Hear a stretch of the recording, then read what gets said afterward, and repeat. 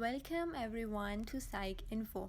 Don't forget to subscribe our channel for more informational videos. Today in this video, we are going to talk about how to manage anger. People often confuse anger, hostility and aggression as the same thing. However, they are separate but related experiences. Hostility is a negative way of thinking about the world that can result in aggressive and violent behavior.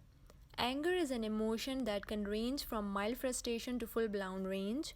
It's a natural emotion that can warn us to problems and energize us to act. Aggression is a behavior that is meant to cause harm to another person or damage property. It can be physical, verbal, or emotional. It's important to remember that a person can become angry without acting aggressively, and a person can be aggressive without being angry. For example, committing a robbery. There are different triggers happen in your life that may lead you to become angry.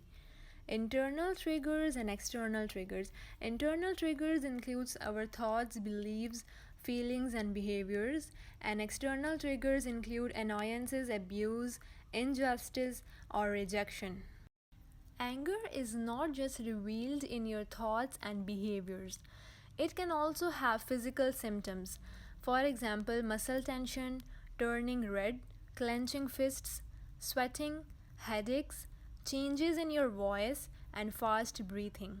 Anger management does not mean to suppress your anger. Anger management is learning to control your anger. So I'm going to tell you some of the steps for anger management. The first step towards managing your anger is to understand your anger. Like any other feeling, anger is an emotion too. So being able to control any emotion is to understand why it happens. Figure out whether your anger is because of internal triggers or external triggers. Sometimes when we get angry, our thinking can spiral out of control, making it difficult to think clearly. For example, jumping to the wrong conclusions. So in order to change your negative thoughts, you need to be aware of your self-talks that can lead you to become angry. So in order to change your negative thoughts, you need to identify your triggers. Describe the situation or the person that triggered your negative mood. After identifying your triggers, identify your automatic thoughts. Make a list of automatic thoughts that you tell yourself about the situation or your beliefs and expectations of others. Then identify your emotions, whether you are angry, upset, or frustrated. Then challenge your negative thoughts. Are your thoughts correct about situation or the person? Do they have any proof to back up your beliefs? Replace your negative thoughts with positive thoughts. Create and practice some positive self-talks that you can use to counter similar negative thoughts in the future. Another way to manage your anger is through relaxation exercises. What you can do to relax yourself is to do some exercise, swimming or cycling, read books, watch your favorite TV shows, and do something creative, for example drawing or painting, and visit a friend or a family member. Sometimes you fight back or you became angry just because your rights have been violated or when you believe you have been disrespected. So instead you can learn to control your feelings and behaviors in these situations.